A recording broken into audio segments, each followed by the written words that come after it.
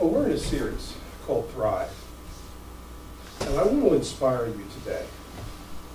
We'll look at some stories, and I actually have a story that I'm going to close today's program of an artist who lived locally, who did some phenomenal stuff. But I'm going to start out with all a very simplistic thing. I found a new TV show. You like TV? Yeah. Yay. No, I don't like TV. It's called Crave. And it's about this guy, Troy Johnson, traveling around the country, doing these unauthorized biographies of food. Trolls in libraries, uninvited, takes road trips, interviews people, and it's kind of like unofficial backstory of different food items. And it's called Crave, because he's like, what do you crave? Well, what do you crave? Do you have cravings? Well, we're going to look at a guy who had a craving. Because there's sometimes you just got to have what you got to have, you know? I had these neighbors that had this full house. Jeff Evans's, her passing this week really struck me about what were some of the joys of knowing that family. Well, Mr. Evans had this old-fashioned Pepsi machine in his garage where I could go over on a hot day and get a Pepsi for a nickel. You know, sometimes on a hot day, you just crave something, you know? Don't you? You have this longing, you're sitting on your front porch, you've just been shooting hoops with some friends.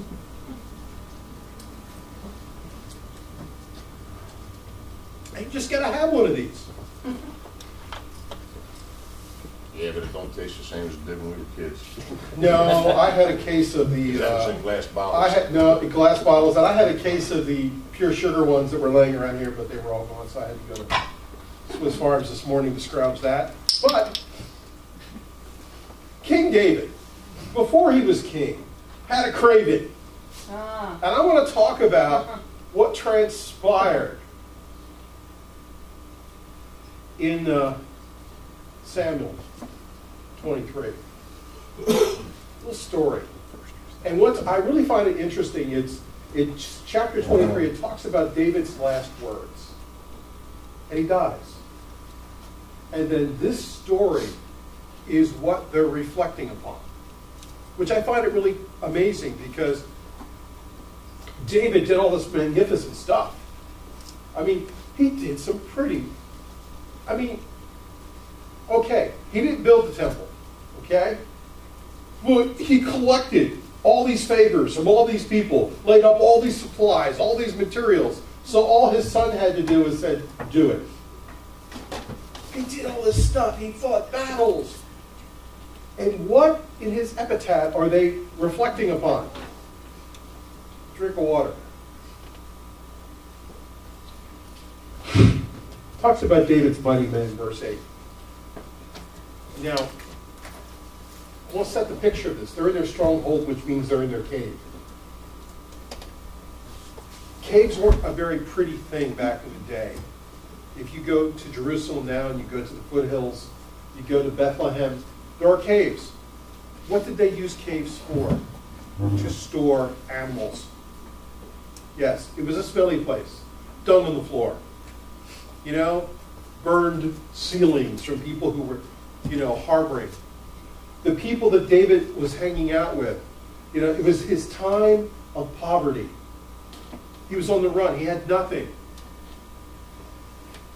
He was surrounded by these outcasts. The scripture actually talks in one passage about these mighty men, these people that surrounded David were people in debt. If you were a person in debt in the Old Testament, it meant somebody owned your hide, wanted your hide, or wanted to somehow staple your hide to a wall somewhere. These weren't exactly, the rich and famous, the bling coming out, pulling up in their cool cars. No, this was, we're hiding and running from somebody. Backstory, there's a I'll just call him Josh because Jehoshaphat. Jehoshaphat. Yeah, thank you. He was the chief of the three. He wielded a spear and single-handedly, in one moment of time, killed 800 people. That is a man I would like to take a road trip with. Then there was Eleazar. And he went to battle with the Philistines. Imagine finishing a battle where you can't let go of the sword because your hand has become one with the sword. Another man that I would not mind sharing a hoagie with, taking a road trip, okay? Then there was Shammah, who when everybody else ran, he stood his ground. That's a guy who when I'm down, when I'm beat up, when I am to the point of wanting to quit, that's the kind of guy I want to hang out with. Because when everybody else was quitting, he stood his ground and struck down the enemy. You see, David was on the run. David was having one of those Pepsi moments where he was sitting on a rock, sheep wandering around here, I'm sure, and goats. A smelly place, tired, disheveled, probably wanting to quit. I was thinking out loud and said, you know, in my hometown in Bethlehem, there's a Pepsi machine that produces the coldest Pepsi on the planet. Man, would I like one of those. Didn't think anything of it. But these three dudes, what did they do? Now remember, Bethlehem is a city. It is a fortress. It has been taken over by the Philistines. It is an army. What do these three guys do? They take their swords and their spears. They go on a road trip.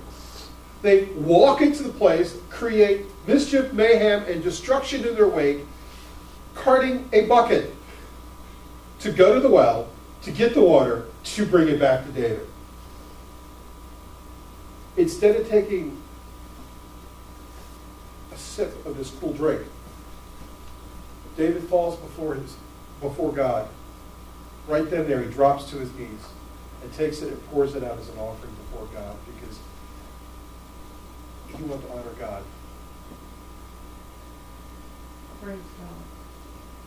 You see, this generation that we're learning from, this Depression era folks, they lived full and productive lives, and they didn't count the cost. They didn't, even though they were in debt, even though they were in hardship, even though they were in extremely difficult times, they determined that they were going to live life to the fullest and make the very best of everything that they had. See, last week we looked at, they had a resolve. This week I want you to see something. They were willing to live to the fullest. They weren't holding anything back. They were willing to not count the cost. Some of you guys are having difficult times. Do you have friends like David? Do you? Let me think about that for a second. Isn't that what inspires you? I would imagine that in the story of David, that was something he drew upon the rest of his life. Because these three guys heard his simple whimper of a cry, and they went and made it happen for him.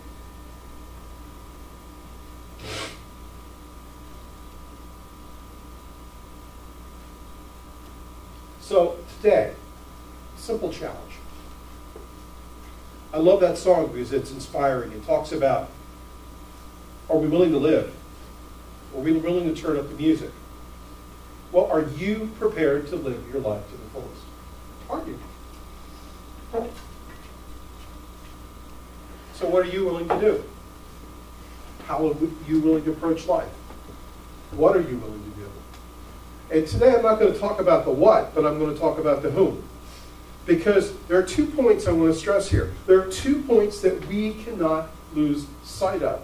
There is a Not only did the generation that went through the Depression have a God center, a God worldview, we have a postmodern worldview. They had absolutes that they could bank upon. We don't have it as a society. There's another thing that they had that we don't have. They thought community first. We think self first. Don't we? I'm a missionary. I really am. It breaks my heart when I talk to people of faith, when I talk to churches. And I hear a couple of different things. I hear, well, you're not really working with unchurched people. You're not working with tribal people. You're not in Africa. You're not working with AIDS babies. Or I hear, believe it or not, I hear this from God's people. What's in it for me? If I support your efforts, if I support the Foundry, if I support feeding the poor, what's in it for me? You see, those words weren't uttered 80 years ago. People said it's community. Someone's hurting. Let's go help them. I was reading D.L. Moody. I love his stories. I love his faith. I wish I could be half the man that he was. Some of you guys know Bob Valentine, who was the pastor that got me into ministry. Well, his father was discipled by the guy who was discipled by Moody. Okay, so I'm part of that crazy tree of people who would try anything once out of the box. That's part of the discipleship legacy that God has beautifully sowed me into. So I've read a lot of Moody's writings, his books, his messages, and one of the things that really struck me was he was raising money in Chicago to build the YMCA in Chicago. By the way, the YMCA back in the day was not a place where you went to get physically fit. It was a place where you went to get spiritually right. Right. He walks into McCormick's office. Now, McCormick, farm equipment, today's standards, probably a billionaire. Walked into Mr. McCormick's office and said, "This is what God told me to do." Mr. McCormick said, "Cool. How can I help?" Moody goes, "Write me a check for $25,000. This is like 1880s, thereabout, 1885. A lot of money. Right. Well, anyway, McCormick ends up giving him a whole lot more, but I read the account of the conversation. Never once in the middle of any of that conversation did McCormick ever utter the words, "What's in it for me?"